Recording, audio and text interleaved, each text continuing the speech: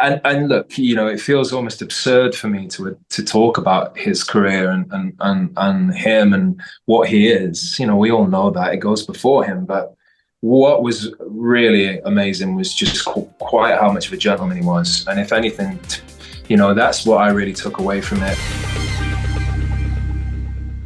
This show really is the dream. You're playing Domitian and Titus, who are the problematic sons of Vespasian the Emperor, played by Anthony Hopkins. Talk about living the dream. Tell me a little bit about working with the legendary actor. Tom, do you want to go first? Yeah, sure. Well, yeah, it was. Yeah, it was thrilling. It was unbelievable, and something that I feel very privileged to have had that time with Anthony. And look, it feels almost absurd for me to talk about his career and him and what he is. We all know that it goes before him, but what was really amazing was just quite how much of a gentleman he was. And if anything, that's what I really took away from it. And his compassion, his energy, his playfulness, his joy at being with, that he was at work, his joy, it seemed and felt to be working with us, which really gave us a freedom and a confidence to step into those scenes and bring our character's story. And that compassion, that trust that he placed in us, and yeah, just the gentlemanly way I went about everything is the thing that I'm really going to carry with me. And it was a thrill. Working with him was an absolute thrill. Oh, I love to hear that. Jojo, what about you? I mean, yeah, it's going to be echoing Tom. Obviously, it's a nerve thing to go and stand next to one of the greatest actors that have ever lived. But very few actors have ever made me feel so comfortable on a set as Tony. And obviously, I've got my beady little eyes trying to watch everything he does and trying to learn from him.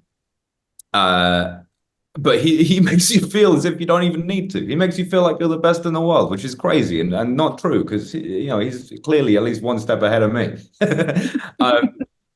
But yeah, as Tom said, there isn't really a better feeling. I mean, coming home at the end of the day, doing a scene with Anthony is an amazing feeling, and you feel really great. But then coming home at the end of the day, having done a scene with Anthony and being like, I actually think he had a really good fun. I think he had a good time. Is even better.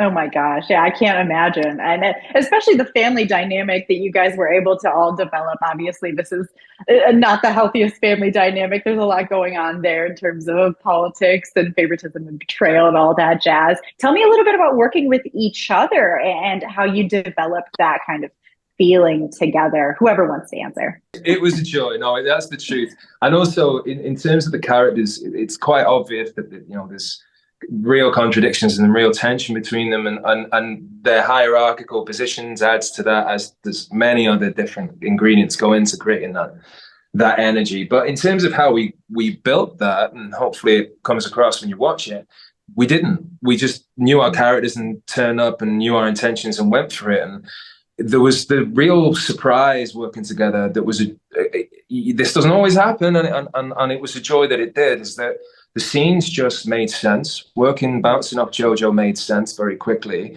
So there wasn't much chat needed there. And then very quickly we realized we were both absolutely obsessed with guitars, and therefore this friendship blossomed and grew offset. And it was, it was a thrill. Working with Joe was a thrill, and having found the friend that I found in him.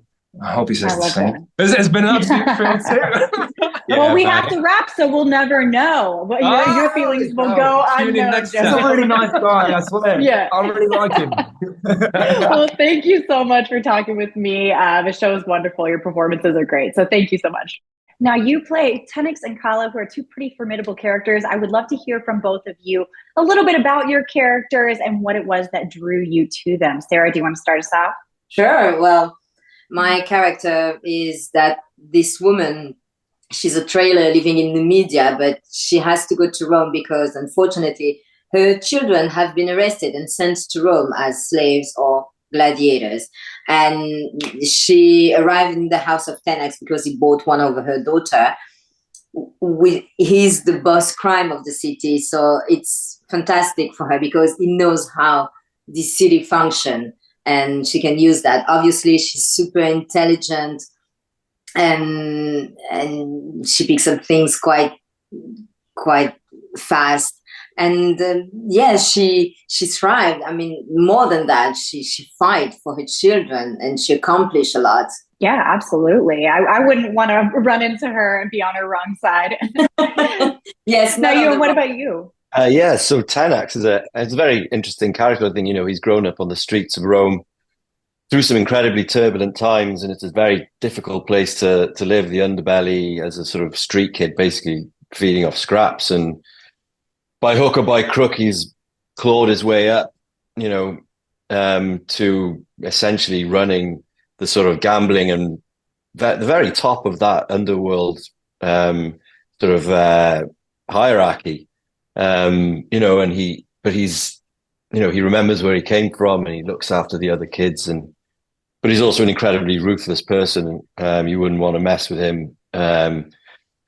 But I think what I really enjoy about him is how, as the series continues, is that you start to see the real person behind all of that, and especially with the relationship with Carla, how she kind of disarms him, and he starts to become vulnerable, and he sees how, and you start to see a very different side of him, although he's still very much how you meet him at the very beginning. He's sort of preparing himself to make the giant leap out of his plebeian lifestyle into the world of the patricians. And he's, that's an incredibly ambitious thing to do, an incredibly dangerous thing to do. So yeah, he's very, very ambitious and ruthless, but also, he's got a heart.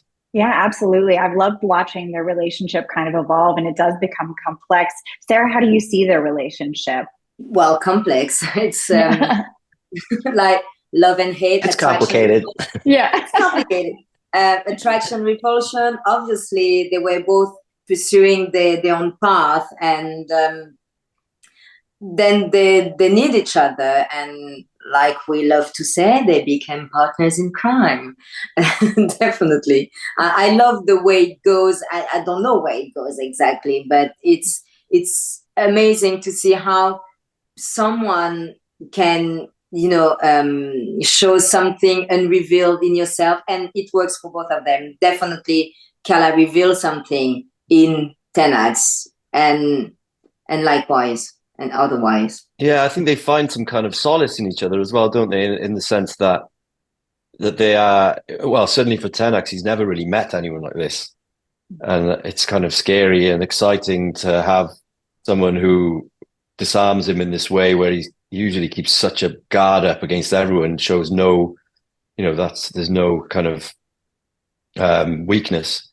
So yeah, I think that he finds someone who he really cares for. Well, it's really, really beautiful and heartbreaking and lovely and all sorts of things. I can't wait for everyone to get to watch it. So thank you so much for talking with me today. I am super excited to talk about Those About to Die. Such a great show, and you have great characters. I would love to hear a little bit about Antonia and Scorpus from each of you, and what it was that drew you to these characters. Gabriella, do you want to start us? Yes, sure.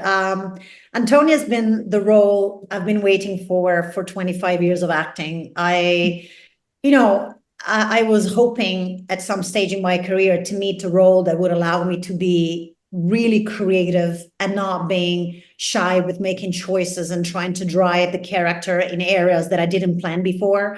So the unexpected aspect of this character, having been able to play a woman that is so wild, and she lives in a man's world like ancient Rome, but she's not actually intimidated by it. She's a bit mad. She's very clever, manipulative, sensual, sexual, vulnerable, funny, a bit crazy, and sadistic. Like all those elements, they came together after me studying a lot of women that really existed in ancient Rome, like Livia Drusilla or Poppaea, Messalina, and there are many very famous women in the Roman Empire that I used, and I pulled some elements to really put it in a mental pot to make this role happen. And also, of course, being directed by Roland and having been guided by him into directions, and he really allowed me to be creative.